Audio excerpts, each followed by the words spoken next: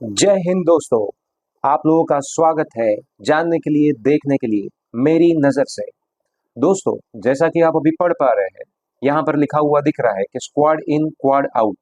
क्या सचमुच यूएस भारत की वजह से नया क्वाड बना रहा है? और अगर ऐसा है तो आगे क्या होगा? भारत के इंपॉर्टेंस का क्या होगा? यूएस आगे क्या करेगा? चलिए जानते हैं मेरी नज़र से।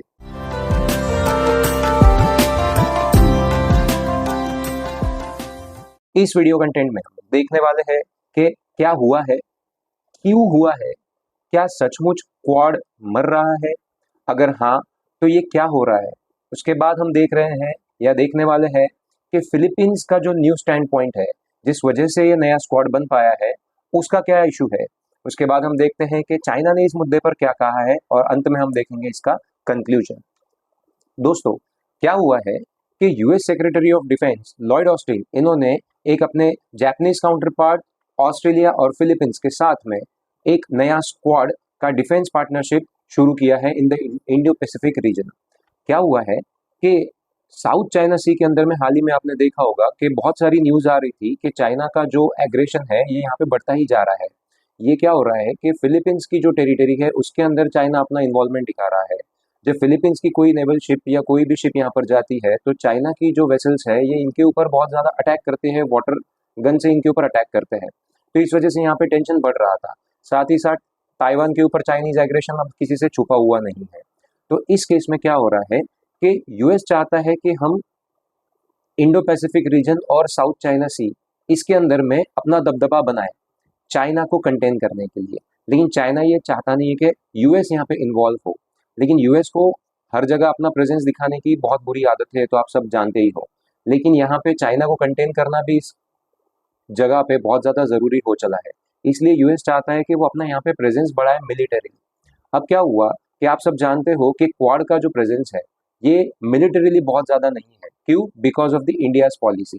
तो इंडिया की पॉलिसी की वजह से क्या हुआ कि इंडिया, जापान, ऑस्ट्रेलिया और यूएस, इसके वजह से जो क्वाड्रिलैटरल बना हुआ था, इस क्वाड्रिलैटरल में इंडिया की जो सॉफ्ट डिप्लोमेसी है, सॉफ्ट पॉलिसी है, इस वजह से यूएस जो है ये अपना प्रेजेंस यहाँ पे अच्छी तरह से दिखा नहीं पा रहा है। इसलिए यूएस ने ऑल्टरनेटिव देखते हुए फिलीपींस को अपने अंदर लिया हुआ है। और यूएस, फिलीपींस, जापान, ऑस्ट्रेलिया, इन्होंने मिलकर एक नया ग्रुप बनाया है जिसका नाम है स्क्वाड। अब इसका कोई लॉन्ग फॉर्म है? जी नहीं, इसका कोई लॉन्ग फॉर्म नहीं है, बस इसका नाम दिया है उन्होंने स्क्वाड। अब ये चाइना के जो रीजनल थ्रेट्स और एम्बिशन है इसको बस चैलेंज करने के लिए यूएस ने चाल चली हुई है। अब स्क्वाड की जो मीटिंग है ये कुछ दिनों पहले ही हुई थी, ठीक है। और ये कब हुई थी? जब चार नेशंस ने पहले कंडक्ट किया था एक जॉइंट पेट्रोल साउथ चाइना सी के अंदर में, जिसमें जापान, फिलीपीन और यूएस का एक ट्राइलेटरल समिट भी हुआ था। उसके बाद में ये सारी चीजें हुई है।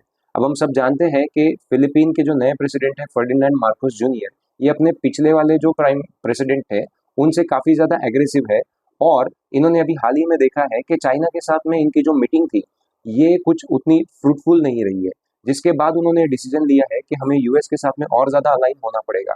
हम जानते हैं कि फिलीपींस का ऑलरेडी यूएस के साथ में एक डिफेंस पैक्ट है कि अगर फिलीपींस पे अटैक होता है तो यूएस वहाँ पे अपना दबदब अपना एंट्री करवा देगा मिलिटरीली। तो फिलीपीन ये जानता है, तो वैसे ही वो प्रो वेस्ट था, लेकिन अभी नए प्रेसिडेंट के आने की वजह से वो कुछ ज्यादा ही यूएस की तरफ इंक्लाइन हो चला है। तो ये क्यों हुआ है? तो अभी मैंने आपको एक रीजन बताया कि सबसे पहले कि जो फिलीपीन की पॉलिसी थी ये थोड़ी सी एग्रेसिव हुई है, प्रो वेस्ट हुई है। उसके बाद में जो यूएस के सेक्रेटरी ऑफ डिफेंस है लॉयड ऑस्टिन, उन्होंने कहा था कि स्क्वाड जो है ये एक ज्यादा क्वांटिटी में, ज्यादा फ्रीक्वेंसी में मैरीटाइम एक्सरसाइजेस करेगा, ठीक है, जो कि ज्यादा सेफ्टी और सिक्योरिटी प्रोवाइड कर सकता है फिलीपींस को, ठीक है। तो ये एक उनका रीजन था। साथ ही साथ उनका था कि हमें साउथ चाइना सी में चाइनीज वेसल्स का या चाइनीज मिलिट्री का जो है वहाँ पे दबदबा हमें कम करना है। तो ये एक रीजन था जिसकी वजह से ये स्क्वाड बना हुआ है। और उसके बाद अभी हमने बात की इंडिया की जो फॉरेन पॉलिसी है ये बहुत ही सॉफ्ट थी। ये नहीं चाहता था कि हम चाइना को किसी भी तरीके से ज्यादा एग्रेशन में लाए। हाँ, इंडिया भी ये चाहता है कि चाइना कंटेनमेंट में रहे, लेकिन बावजूद इसके इंडिया कोई ज्यादा मिलिटरीली एडवांसमेंट नहीं दिखाना चाहता। इसीलिए क्वाड जो था ये थोड़ा सा सॉफ्ट हो चला है और स्क्वाड जो है ये थोड़ा सा एग्रेसिव हो चला है। तो यूएस हमेशा अल्टरनेटिव ढूंढते रहता है, वो इंडिया का अल्टरनेटिव ढूंढ रहा था। हालांकि इकोनॉमिकली इंडिया जैसे जायंट का अल्टरनेटिव उनको एशियन रीजन में मिलना पॉसिबल नहीं है, लेकिन हाँ यूएस को जो मिलिटरीली यहाँ पे स्कोप चाहिए, जो यहाँ पे उसको जगह चाहिए, वो फिलीपींस बिल्कुल प्रोवाइड करके देगा, जिस वजह से क्या होगा कि चाइना के ऊपर चेक लगाना उसके लिए थोड़ा आसान हो जाएगा। अब ये सारी इंटरनेशनल मीडिया ने इसको कवर किया हुआ है, आप देख सकते हो एशिया टाइम्स की ये रिपोर्ट है। Move over quad, new squad has landed, quad आप हट जाओ, अब हम स्क्वाड को ला रहे हैं, स्क्वाड यहाँ पे सारी चीजें टेक ओवर करेगा। ठीक है, तो ये एशिया टाइम्स हो गया, साउथ चाइना मॉर्निंग पोस्ट है, इवन इंडियन मीडिया ने भी इसको काफी ज्यादा कवर किया हुआ है। New south squad block could allow Philippines to borrow strength. ठीक है, फिलीपींस के पास में इतनी ज्यादा मिलिट्री पावर नहीं थी, क्यों? क्योंकि वो पहले से ही यूएस के ऊपर डिपेंडेंट था। हालांकि अभी देखा गया है कि बहुत सारे डिफेंस इक्विपमेंट फिलीपींस ने इंडिया से बोरो किए हैं। ठीक है, लेकिन फिलीपींस ये चाहता है कि अगर ये स्क्वाड सचमुच बहुत अच्छा काम करता है फिलीपींस के हिसाब से, तो फिलीपींस को एक नई ताकत मिल जाएगी, जिसमें ऑस्ट्रेलिया की मिलिट्री है, नेवी है, जापान है, ठीक है, और यूएस तो है ही। तो इसके वजह से वो चाइना को ज्यादा अच्छे से टक्कर दे पाएगा। ये फिलीपींस का जो इंटेंशन है वो यहाँ पे दिखाई पड़ता है। तो यहाँ पे टाइम्स ऑफ इंडिया की न्यूज आप देख रहे हो कि after Quad US forms Quad to counter China into Indo Pacific. ठीक है, अब यहाँ पे क्या हो रहा है कि क्या सचमुच क्वाड मर रहा है, इज क्वाड रियली डाइंग, यहाँ पे हम देखते हैं। तो अब अगर हम यहाँ पे देखें कि क्वाड का जो अलायंस था जिसके अंदर में इंडिया है, ठीक है, इंडिया के अलावा ऑस्ट्रेलिया, जापान, यूएस तो यहाँ पे क्वाड में भी है और स्क्वाड में भी है, सिर्फ इंडिया की जगह यहाँ पे फिलीपींस आ चुका है। तो क्वाड के अगेंस्ट या कंपैरिजन में अगर हम देखें तो स्क्वाड जो है ये बहुत ज़्यादा यूनिफाइड दिखता है, बहुत ज़्यादा इसका जो विजन है बहुत ही ज़्यादा स्ट्रेटेजिक है, और मिलिटरीली इसका जो व्यू पॉइंट है ये क्वाड के कंपैरिजन में बहुत ज़्यादा अच्छा है। इस वजह से यहाँ पे क्या हो रहा है कि स्क्वाड को यूएस जो है ज़्यादा प्रमोट करेगा, ज़्यादा इसके अंदर में देखेगा। हाल ही में हम लोगों ने देखा है कि क्वाड की जो मीटिंग्स थी उसके लिए जो बाइडेन ने बहुत ज़्यादा यहाँ पे एक्सक्यूजेस दिखाए हैं, क्वाड की मीटिंग हो नहीं पाई है।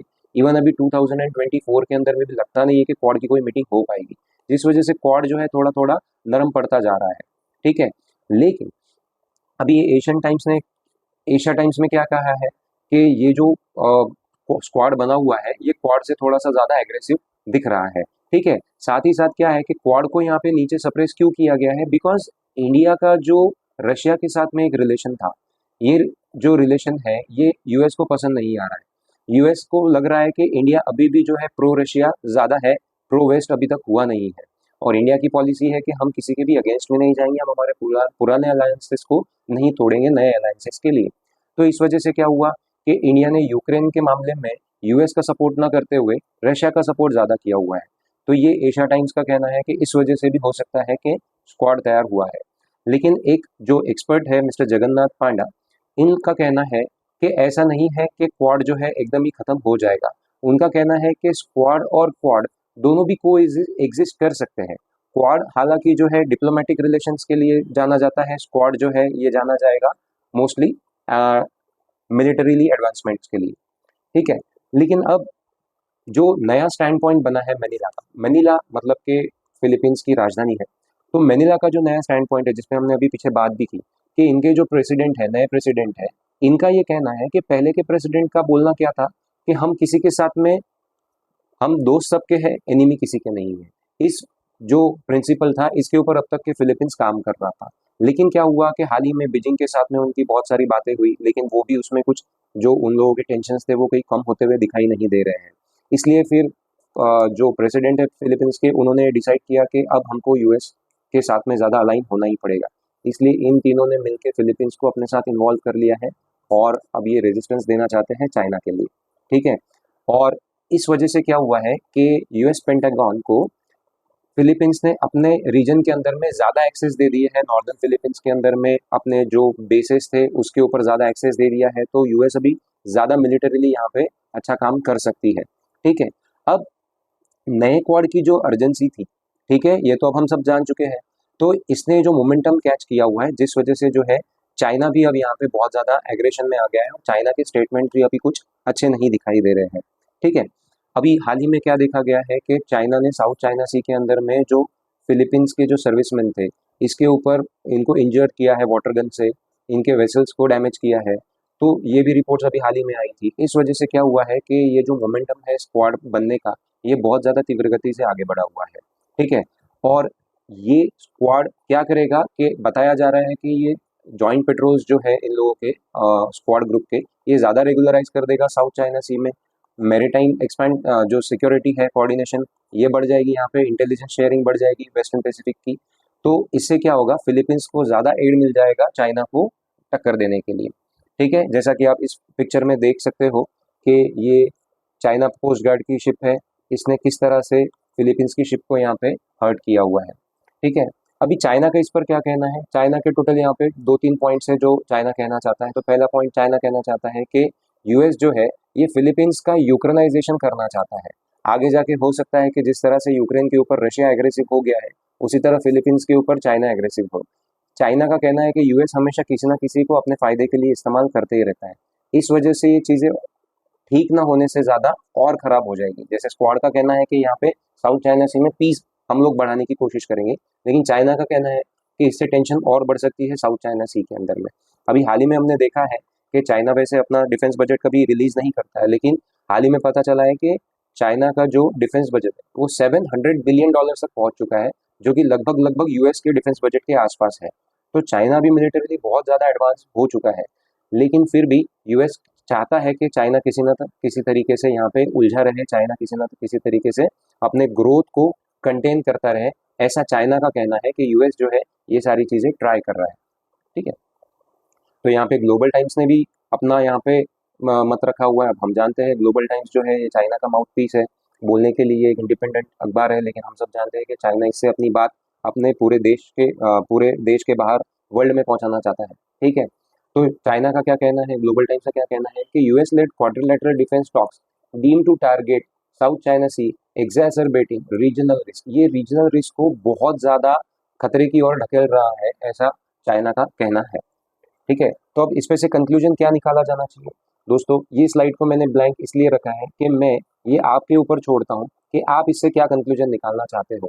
तो मैं चाहूँगा कि आप ये जो कंक्लूजन है ये कमेंट में करके बताएं, क्या इसमें चाइना सही है, क्या इसमें यूएस सही है, क्या इसमें इंडिया सही है, क्या इसमें क्वाड सही है, क्या इसमें स्क्वाड सही है। आप प्लीज़ कमेंट करके इसमें बताइएगा कि इससे कंक्लूजन क्या निकलता है। बट मुझे तो ये लग रहा है कि साउथ चाइना सी में आने वाले दिनों में टेंशन बहुत ज़्यादा बढ़ने वाली है, और शायद हो सकता है कि थर्ड वर्ल्ड वॉर की शुरुआत अगर होती है तो यहीं से होगी। ठीक है, इसी नोट के साथ मैं विदा लेना चाहूँगा आपसे, लेकिन जाते जाते मैं आपसे कहूँगा कि प्लीज़ आप कमेंट करिए। अगर आपको मेरा काम अच्छा लग रहा है तो प्लीज़ मेरे चैनल को सब्सक्राइब करिए, वीडियो को लाइक करिए और शेयर करिए। हालांकि ये मेरा दूसरा वीडियो है मेरे अपने करियर में, अपने वीडियो बनाने की करियर में, तो मैं आपसे चाहता हूँ कि अगर मुझसे कुछ फैक्चुअली कुछ गलती रह गई हो तो आप प्लीज़ इसको इग्नोर करिएगा। मुझे कहीं और अगर इम्प्रूव करना है तो स्कोप ऑफ इम्प्रूवमेंट भी मुझे कमेंट में बताइएगा। सो इसी नोट के साथ विदा लेता हूँ आपसे। May God bless you all.